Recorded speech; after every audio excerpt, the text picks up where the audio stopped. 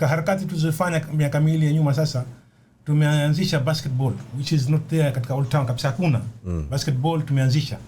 Kuna volleyball pia tumeanzisha. Yana kuna boxing nini asubuhi pale, kuna watu wanafanya boxing pale. Unaona vitu ambavyo vilikuwa hakuna katika mitaani kwetu. Hivi tayari vimeanzishwa, lakini you're listening to Blue Radio, bringing the vibe. Used to be a very good place back then, and then things changed, and we see quite a number of people who are there who are tarnishing the image, to say truth be told, about the area of which used to be very fruitful place to be. And let me not speak much about Makadara grounds, because I have people who know best to do with Makadara grounds. Maybe you tell us, why have you decided to like take charge and revive Makadara grounds, taking it back to where it used to be as it was in the previous years? No, asante sana. So we have come back as a community, as a society. Kindly move closer to the mic. So we've come back as a community and as a society. This time we are looking at different organizations, NGOs, CBOs, and leaders to come in unity to change or uplift the face of Makadara ground. We have realized that whenever we hold any events or activities, it becomes kind of a burden. Yes. And it's because of us neglecting or leaving one of the most precious gem of Mombasa. Yes. It's an historical gem, and for that I'll also request Mr. Hamid, who is the treasurer of Makadara ground, to take us back to the history of Makadara ground and also on the trustee system. Yes, Mr. Hamid. Okay, good morning. Inshallah, we are all fine. As I said, my colleague, Mr. Rafiq, who joined us recently for a group to Makadara, we are here to, as I say, to talk about the history of Makadara. Way back in 1960s, the time I was born, that Makadara was just a playground with events like fairs and Maulid for the Prophet Muhammad back days, and other events for Islamic. But then, at the time of 1980s, when Midao was the governor, the mayor, he changed the place to become a park. There's a time it was changed during Mr. Moi, our President Moi was there at that time. They changed it to be a park. And in fact, it was changed to the name from Makadara to Uhuru Park. There was Jamhuri Park in Tusk, and this one was called Uhuru Park. It didn't last long because no one was taking care of. Even the Makadara Fete was shifted from there to Ziwani, which it didn't last also because of the season like rainy season. That is not very conducive for the Makadara Fete. So when it come back again to Makadara, now it came with another phase. Because now we know, many people thought that place was it's a government land or it's a county land, whatever. Because it was just changing hands from the government to the county. Even the clinic which is there at the Bay, was also it used to run as a national clinic there. It was closed also. By the time 1990s now, when it comes to 1990s, now people claim back, and it was now registered official to the Muslim Trust land.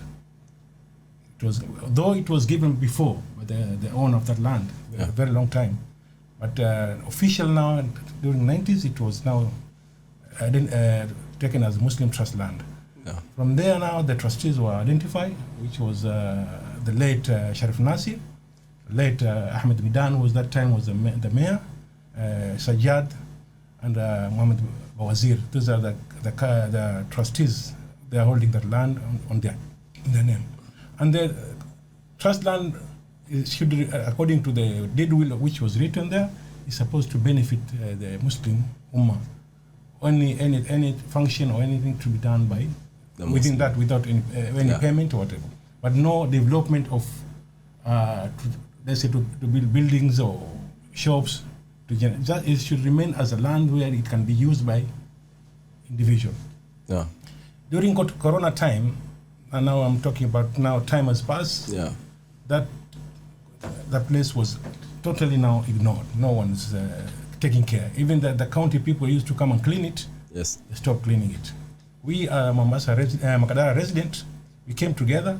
We used to play football there. We came together and see how best we can take off. So we inquire who are the caretaker.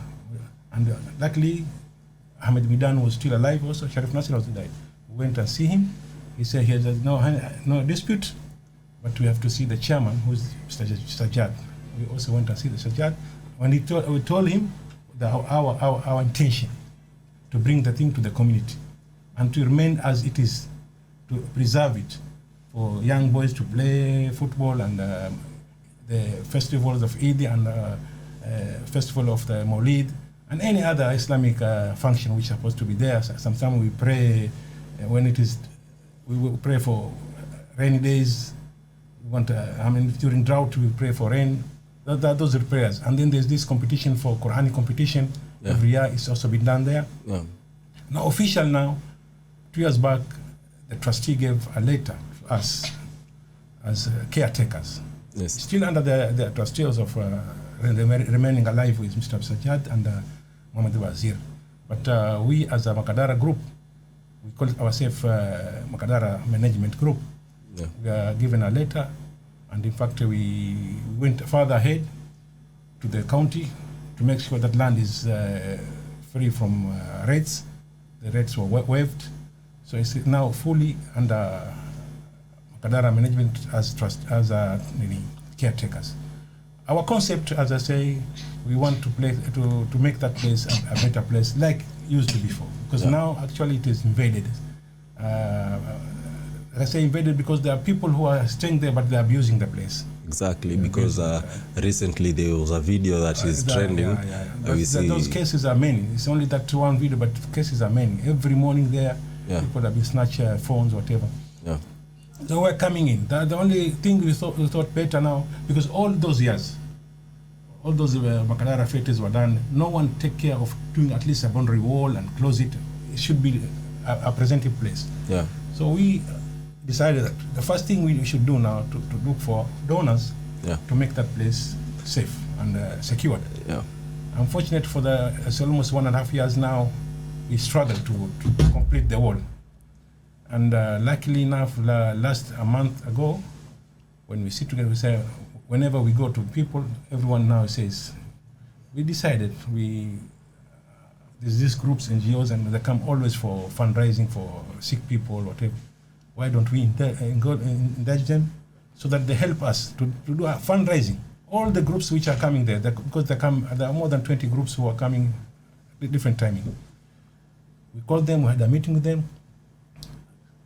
Luckily, alhamdulillah, they all accepted. And Mr. Rafiq is now our chairman for that committee.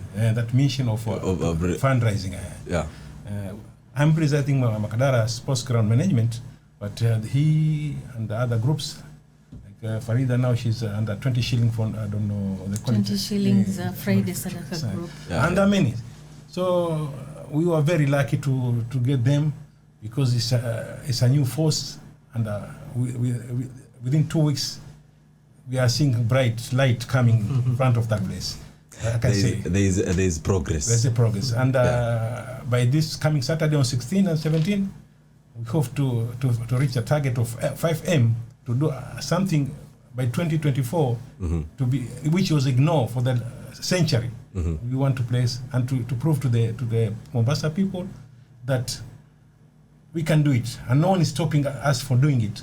It's only us. Everyone says somebody will do it. So, because many years people are enjoying that place. Like no one took the trouble of thinking how best we can. You can turn that place. So we are not genius, but God made us just to feel that we need to do something for the place. Exactly. And lucky, we meet these groups, and they're all young group like us, most of them. Okay, I'm a bit old, but they are ready now to come together and make that place a better place for the Mombasa people as a whole.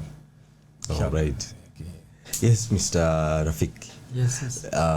What initiative are you planning to put in place so that you make sure that Makadara Grounds becomes what it truly deserves to be? Yes, so we've brought in different CBOs and different NGOs. In total, so far we are at about 35 different groups, and then we also have influencers who are part of this. We have a part of this being architects, and we have construction workers, we have people from the sports welfare groups, so different individuals. Together we are bringing expertise that in transformation of the ground, we are looking at areas for women. Usually they go all the way to Mamangina Drive for morning walks or evening walks. Some of them, because of the distance, they cannot afford or they cannot reach.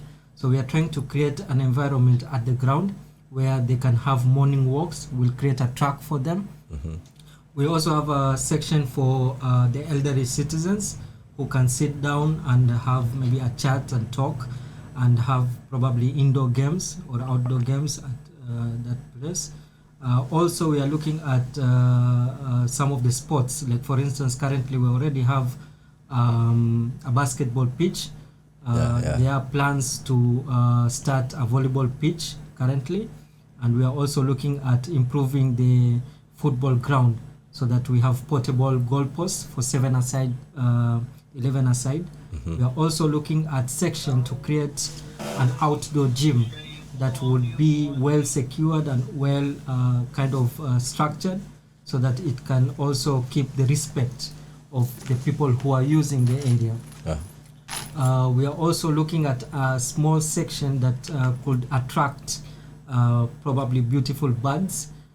We've done some research on that, and there's certain foods that you just need to keep, and it would attract them. Also, we are looking at creating a section for, say, pets, probably cats that would come and they would be taken care of. So we are creating the environment as sort of an amusement park that will have different facilities. Even when, as an organizations, we have fundraisings and bazaars at the ground, we normally face challenges in terms of washrooms, or sometimes section for the ladies going to rest. So we are going to also look into washrooms, both for ladies and the gents. So there are a couple of things that we are looking at. We are going to start with the boundary wall. So the boundary wall is very important. That thing is going to secure the environment, and once it's gated, then we know we have full control of the area. Yeah, because when you secure the area with boundaries, accessing the place will be very difficult for people who are not authorized to get in there. Yeah, that one is a very good initiative. I think that one is going to make Makadara Grounds a very, very fine place. That one is going to make it it's going to give it a very good makeover. Yeah, that is a good one. My mom. Yes. So, what is a 20 shilling foundation all about? Is it a foundation or? It is a charitable group. Yeah, it was formed in 2020,000 in July with a few people, and we obtained our registration. Sorry, we registered in 2022 November. Currently we have members of over about 200 people, and we contribute on a monthly basis and timely. Like, if there is someone is sick, we contribute to the orphans, we contribute to the sick, to the mosques and such. So what we do is the members contribute and raise the fund that is required if it is a small amount, and if it is a big amount, then we have bazaars, and most of our bazaars are performed in Makadara ground. Yeah. So for that reason, we have Makadara ground. We have joined hands with the Makadara ground subcommittee to make sure that it really succeeds in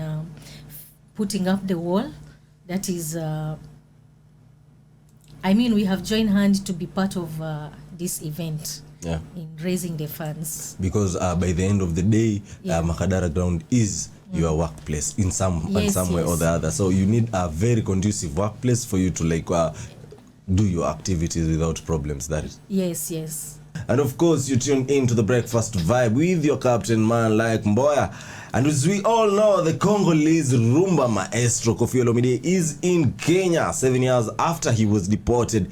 He said in his heart, in my heart, I used to love this country. I have visited Eldoret, Kisumu and other places. Not getting an opportunity to interact with my Kenyan fans made me suffer. A big part of my career is in Kenya, and I thank the new government that this problem has been cleared so that I can come home and perform. That is what Koffi Olomide is saying after a while, after 7 years of being banned into Kenya after assaulting one of his female dancers. In the meantime, I am still locked inside here with my great guests. And of course, we are still keeping the conversation going. It's all about the reconstruction of Makadara grounds. So, I think I'm going to use ile lugha ya taifa, ndo maana ndo ili tuweze kufikia yule mtu wa chini ili tuelewane vizuri sana. Naam, back to you. Narudi tena kwako bwana Rafik. Naam. Umesema kwamba mnataka kufanya mchakato ili mubadilishe mtazamo wa Makadara grounds.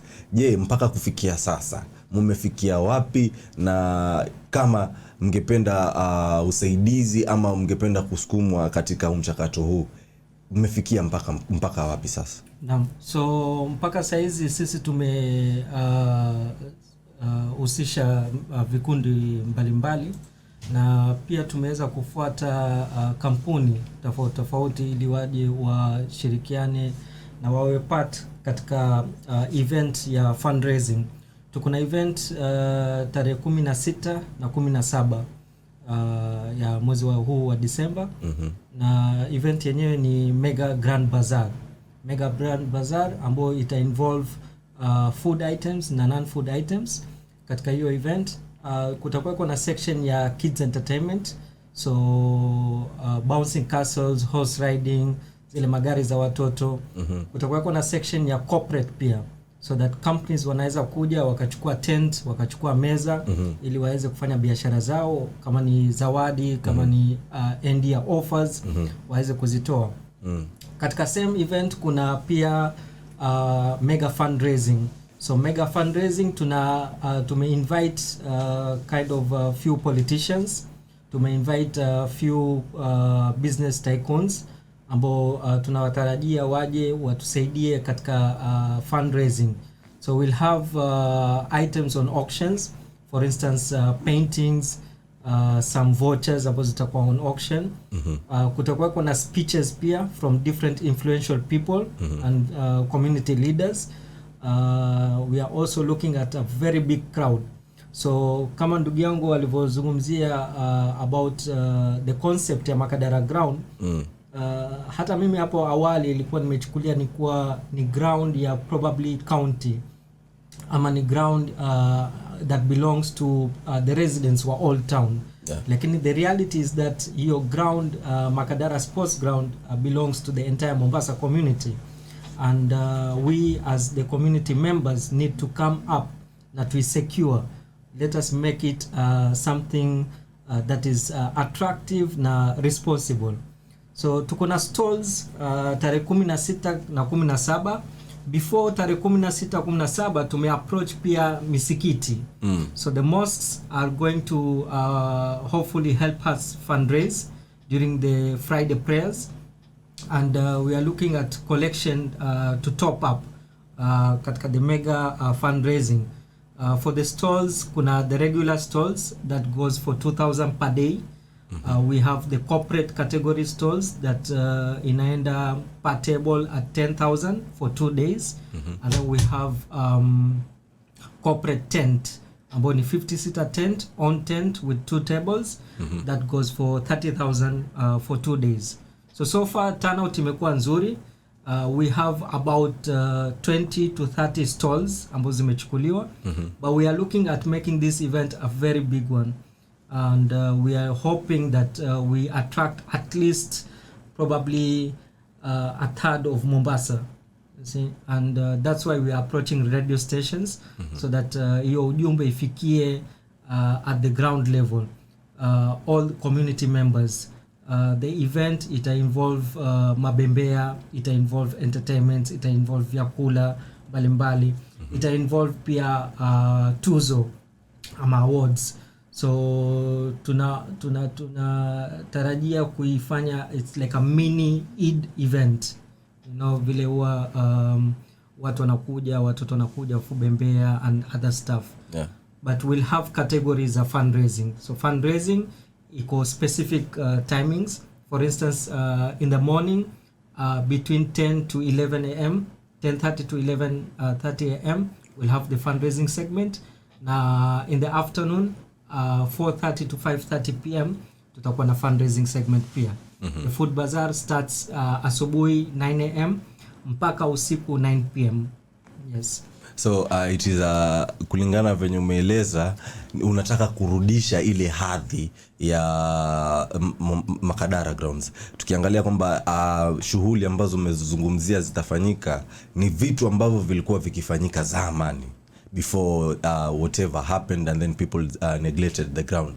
So I think that is what you want to show the people of Mombasa, like this is the like pattern, ndo shughuli ambayo, ndo kazi ambayo Makadara Grounds inaweza kutuserve sisi kama residents of Mombasa. In fact, that is one of our intention, to portray what the ground is actually meant for. Yeah. So we have different sections. In fact, the event is going to cover the entire ground. So we want to portray a section that this is how probably a small percentage of what the future of this ground is going to look at. Yeah. That one is a very good one. And Mr. Hamid. Kwa kuongezea, mimi nitazungumza lugha ya taifa kidogo tupate, kama nilivyosema, lengo ni kuwafikishia wale wazee wetu, ndugu zetu, watoto wetu. Lengo la Makadara Ground kama nilivyosema, ilikuwa zamani watu wakija kucheza mpira wakaenda zao, hakuna mtu anayeshughulika mambo mengine kama fete. Lakini sisi tangu corona time kukwisha, tulipo group yetu vijana tulishikana, tukapata concept ya trustees. Katika harakati tulizofanya miaka miwili ya nyuma sasa, tumeanzisha basketball, which is not there katika Old Town kabisa, hakuna. Basketball tumeanzisha. Kuna volleyball pia tumeanzisha. Yana, kuna boxing nini asubuhi pale, kuna watu wanafanya boxing pale. Unaona? Vitu ambavyo vilikuwa hakuna katika mitaani kwetu. Hivi tayari vimeanzishwa, lakini kama nilivyosema pia havina nguvu, na tunataka kuboresha pale kufanya pale pa salama. Hata kina dada paka sasa waogopa kuja kufanya hata mazoezi pale. Kwa hivyo tutapana wakiona kile kitu, hata kama ni usiku mtu anakuja, utakuwa na light na kila kitu. Kwa hivyo tunashukuru Mungu ametuchagua sisi, maana sio mahodari wala sio werevu. Nataka kuambia ndugu zetu ambao kule nje, sisi si werevu tunafanya. Ile tu Mungu ametupa ile nia kufanya. The urge is inside there, and it's a self push. Yeah. Na hatuko wengi, lakini tunashukuru Mungu tumepata hii group ya kina Rafiki na group zingine wamekuja join hands. Wao wametushinda namba labda in almost 100 people zaidi. Sisi tulikuwa hardly 12 of us. Mara wengine wakimbia, mara rudi. For the 2 years tuko struggle. Lakini mimi na sasa tumeona tangu kuja hawa wiki mbili za nyuma, tuona mwangaza kama nilivyosema. 2024 pale tutakuwa pale pengine, na itakuwa kama hivyo. Bacha kwa itakuwa ni idi ya mara mbili kwa mwaka. It will be at 20 full year Eid. Mabembea yatakuweko pale kwa watoto na vioski vya kuuza chakula pengine. It will be like a park ambao haina limit of nini timing wala nini, inshallah. Hiyo ndio nia yetu, na security ndio namba moja. Alafu na masuala mengine yatafuata, inshallah. Pengine niulize, kwa muda wa sasa kuna watu ambao wameinvade pale, ni wamepafanya kama nyumbani kweli, na huu mchakato ambao mnaendelea itawalazimu waondoke. Sasa how have you like considered them, because them being there actually it is because they don't have any other ways that they can vent from themselves, because if I'm not wrong, those people who are there are just street families. Tuongezea tu ama kwa tazungumza kwa ile lugha yetu ya Kiswahili.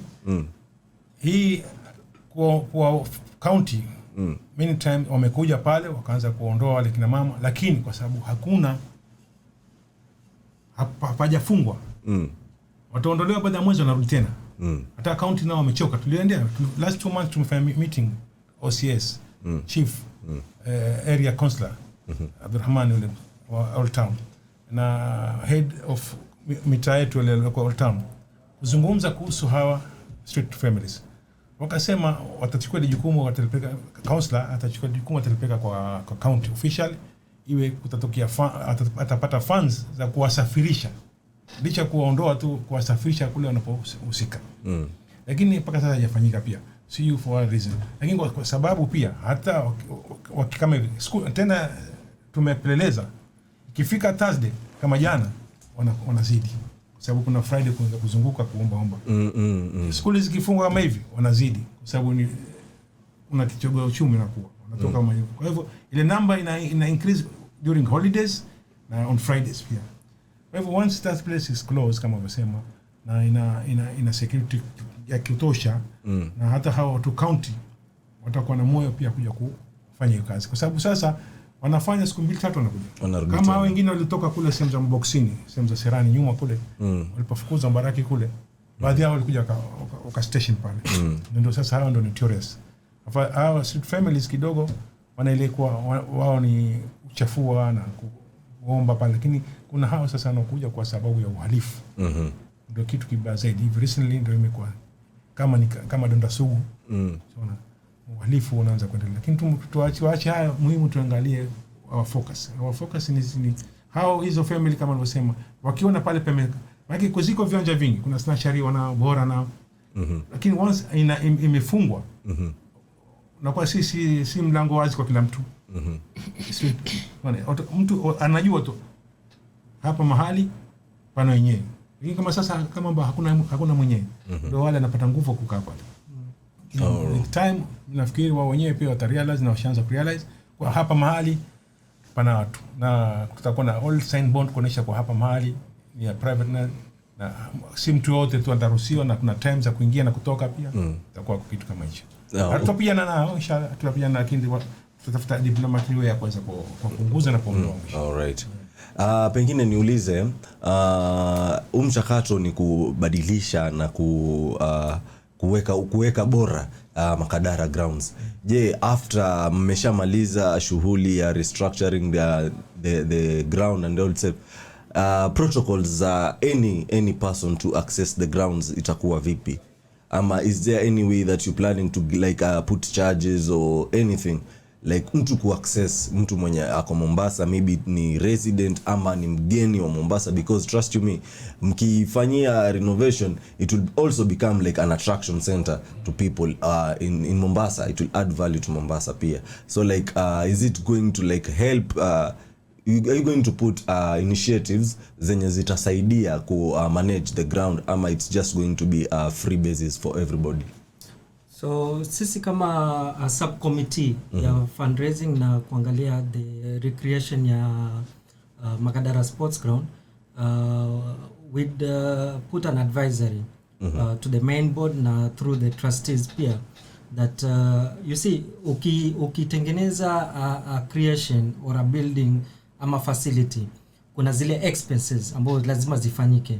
Kuna maintenance, kuna electricities, kuna mambo ya maji, kuna wale watu ambao watasaidia kusafisha na kupaweka iwe iko well maintained. Exactly. So the expenses we are looking at itafikia to a point close to 100,000 per month expense. Na we cannot continuously raise funds. Hatuwezi kufanya bazaars continuously so that to raise funds kulipa hizo vitu. So for the community it's a proposal, haijakuwa finalized bado, but we are proposing to keep a small membership fee ambao probably haitokufinya pia ukiwa umelipa. For instance, example ni if a community member, an individual could access the ground, the facilities, maybe per year analipa maybe 100 shillings or 200 shillings. For 200 shillings you have all those facilities pale ndani. And for us, we are looking at individuals, several individuals. For groups, probably, wale ambao wanafanya fundraisings kwenye ground. We usually, me, myself, nimepata ground for almost 15 years for free. Every year, tuko na fundraising tunafanya. Hakuna pesa ambao tunatoa kwa management ama to the facility of the ground. So, I take it as a responsibility that sisi kama groups pia, we have a sort of a membership fee. That annual membership, for instance, maybe 5,000 per year, or maybe 2,000 per year. That unajua from this membership amount, you get access to the ground. Unafanya fundraisings, unapata all possible, requirements. Kuna hii issue ya street families. Ningependelea kuchangia kidogo. Last time we had a talk show hapa. Now the topic ilikuwa ni about community upliftment. You see, the problem with street families, leo watatolewa pale kwa ground because tumejenga boundary wall. Wakishatoka pale wanaenda wapi? Wataenda probably opposite the ground or maybe somewhere at the corner of the ground ama nje ya boundary wall ya ground.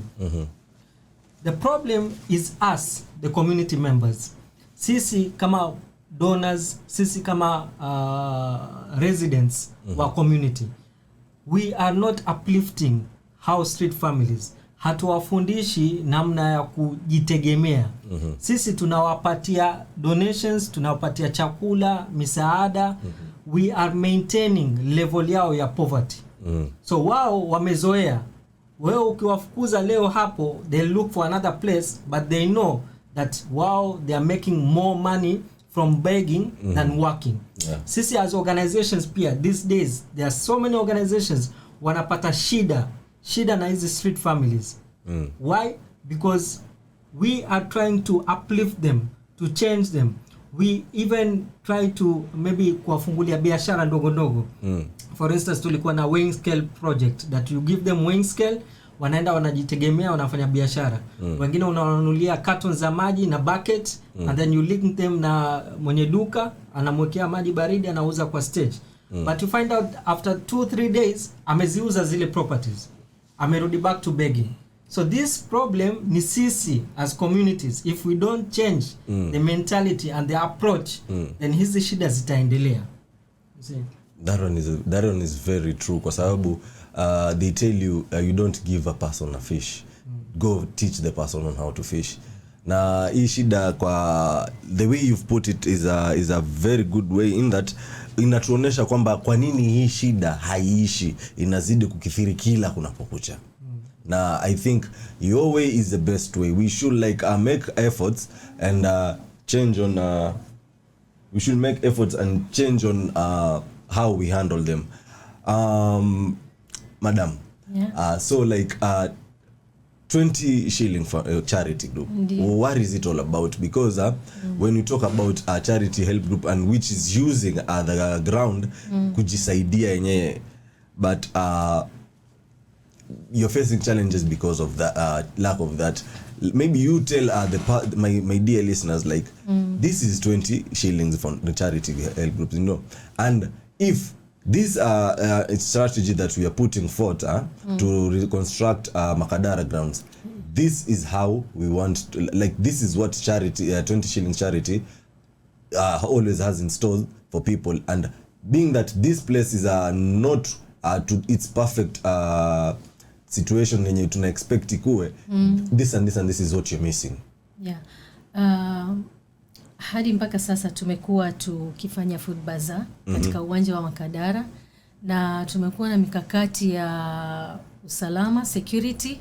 Hakuna security sababu ya kama vile mlivyoongea machokora, na usafi, hakuna usafi, hakuna vile kama Rafiki ameeleza, choo ya haja, pahali pa kushika udhu, mahali pa kuswali, vitu kama hivyo vote mpaka sasa imekuwa hakuna. Na sasa itakapotengenezwa tunatarajia sisi tutakuwa tukiendelea na bazaa zetu pale na kwa mazingira ambayo ni ya usalama, amani na usafi na yani katika hiyo njia tumeungana na Makadara Ground Community. All right. So like do you have any government does the government put support in your initiative as Makadara Recreation Committee, that is it? Yeah, so the subcommittee, we have representatives from the county government, now also national government. Although part of these representatives are giving probably technical support or advisory, I've also met the county commissioner's office and a few departments from different other stakeholders within the government unity. We are having a good support from also the youth and gender officer, or the gender department in the county level. So you see the issue hapa is that we have quite a good number of business tycoons within Mombasa. It's just unfortunate that imefikia wakati that we have to go out and kind of ask for a support for a property or a land that actually belongs to the residents wa Mombasa. Mimi mwenyewe nimechukulia kama jukumu langu mimi to go up and down. In fact, it's really stressful. Sio kazi rahisi kabisa. Handling all this organization, all these groups, making a proper planning so that we have a proper fundraising. Na hatuangalii only on 16th and 17th. We are looking at other events to hold kwa ground so that we reach the target. Target ambayo tumeweka ya 5 million is also not enough to have all those activities or the facilities become successful. So we are looking at other activities ambayo tutazifanya. We are going to see and advise also. There's another activity that is being done on 30th and 31st of December. That is a treasure hunt. And I'd talk to the team and see how best they can give an input towards this fundraising as well.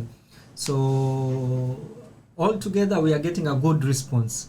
Yeah, it's just that wajua, as organizers, when organize a particular activity, you want it to go a success. So ile success inakustress, which is good, because if it doesn't stress you, then there's a mess somewhere. It's a mess. Yeah. All right, maybe for their parting shot, you talk to my dear listeners and tell them what they are to expect on the 16th and 17th of this December on the event that you have in store for us. So on 16th and 17th, the event is going to be at Makadara Ground. The entire ground is going to be covered with different stalls. So we are having stalls for food items, non-food items. For food items, we are going to have breakfast stalls. We are going to have barbecue stalls. We are going to have drink stalls. Then non-food items, we are going to have clothings. We are going to have perfumes and other probably cosmetics that are going to be there. And also we've talked to some sports companies that are also going to come and present their items. Then we are going to have corporate categories that we've talked to some of the millers, different companies as well, who are going to come with their products. Kutakuwa na pia a lot of free gifts from them to the communities. Kutakuwa na a lot of offers that they are going also to provide. Again, the regular stalls goes for 2,000 shillings. That is per table, per day. Na tuko na pia category ya wale the lowest probably income earners. For instance, wenye mikokoteni za madafu, or maybe mtu anataka kuuza barafu, or maybe mtu anataka kuuza probably something very small, mabuyu, achari. So for those, we are keeping half table rate that is 500 shillings per day. Yeah. And corporate category, again, it's 10,000 per table for 2 days and 30,000 per table for 2 days. We have our pay bill number.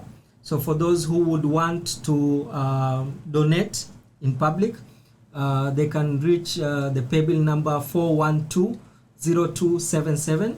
412-0277. Account name Makadara Sports Ground. 412-0277. 0277. Yeah, account name ni Makadara Sports Ground. For contacts, we've kept my number 0721-794379. That is 0721-794379. And also we've kept one of the board members' number, that is Dr. Ashraf. Dr. Ashraf is also one of our board member for the main board, Makadara Sports Ground. His number is 0728-6538-63. That is 0728-6538-63. All right, my dear listener, that has been Rafiki, and he has given us a very good insight on that. And if you are willing to be part and parcel of those people who are going to exhibit on the 16th and 17th, make sure you have got quite a number of you've got the pay bill, which is 4120277, and the account number to be using is Makadara Sports Ground. That is a very good one. Tamu kabisa. That's Mr. Hamid. Kuongezea kama alivyosema ndugu yangu Rafik, wao ndio main planners za hii fundraising. Sababu sisi tulijaribu njia nyingi karibu mwaka moja na nusu, tukawa tugonga mwamba Waswahili nasema.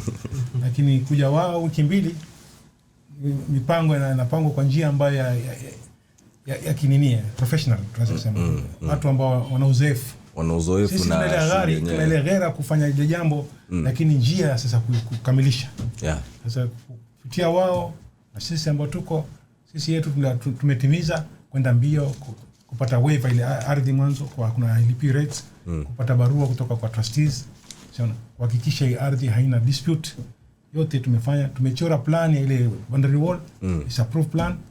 Kwa hivyo mambo yale ambayo yametuhusu tumekamilisha. Kwa hivyo kupitia mikono yao ni NGOs hao ambao wanafanya hizi fundraising kwa njia moja nyingine, tarajia whatever tumefanya sisi pale ni maybe a fraction of it. Kusema hata ifike hata 1/5.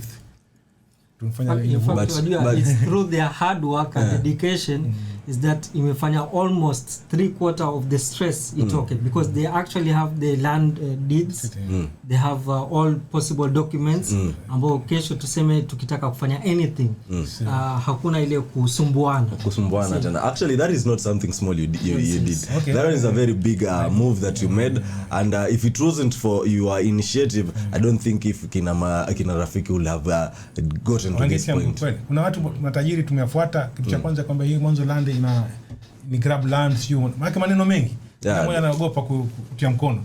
Kuna chuchuchu huko without people wanting to know. Hiyo kwa Mombasa. Kwa hivyo tunahakikishia kupitia media yako kwa pale ni pahali pa sasa. Tunapata all documents ambazo required mtu kufanya kitu cha nini. Is a wave land rates, is a in land trustees ambao wametupa caretaking us. Tumeprove ile all tushapata approval, and sisi ni nguvu za kujenga tu sasa tubakia. Na whoever come on board mwele. Maana si pahali pa mtu mmoja. Na it has to continue. Kia sisi tuko watakokuja generation waweze kuendelea. Kwa hivyo tuomba Mungu na ukia na fikra njoo nazo, ukia na nini njoo nazo, tukaribisha kila mtu inshallah. All right. Mimi nataka kusema 20 shilling Friday sadaka watakuwa katika hii event on the 16th and 17th. Tutakuwa na stalls ambazo tutauza vitu, vyakula. Tuko na aina ya vyakula tofauti. Na ile pesa itakayotoka pale itaenda katika hii event, kwa sababu tuko pale kwa event na tumechukua stall na zingine stall inakuwa sponsored by the ground. Lakini ile pesa yote tutatengeneza kutoka katika hiyo event yote tutaikabidhi kwa mchakato wa recreation of Makadara grounds. Ndio. It has been a very, very fruitful one. And the 16th and 17th, bana, get your taste buds ready, because I know there'll be quite a number of sumptuous meals huko. The samples of kina pilau, kina biryani, and all those kebabs and all that. So you just get yourself ready. And is there any charges for common mwananchi who wants to attend the event on 16th and 17th? It's actually open for all. There's no charges for entrance. It's free. And also wale wageni ambao watatoka bara, Nairobi and other parts of Kenya, even those out of Kenya, we welcome them. Johnny muangalie. It's kind of also going to have the taste of Swahili inside it. I knew that exactly. That's why, you know, when you say things that are located around Old Town, kule karibu na Old Town, trust you me, the first thing is that Swahili culture that always comes into the mind. And we are also going to make sure that the entire December, the ground is sewer free. So because we are going to have a lot of visitors from out of Mombasa, exactly, we are going to make sure that the ground is busy in other programs that will bring funds to the management. That has been a very, very fruitful conversation. I think, to my dear listeners, you've grabbed everything that was essential. In the meantime, you tuned into the Breakfast Vibe with your captain, man like Mboya, and it has been a very sweet, sweet conversation. We're going for another short musical break, and I will be back with more goodies. As you all know, Blue Radio brings you the vibe, and keep it blue, my good people. Let's keep the conversation going on our social media platforms, and our hashtag to be using this morning is none other than hashtag breakfast vibe. Nyashinsky, Perfect Design, taking over the waves.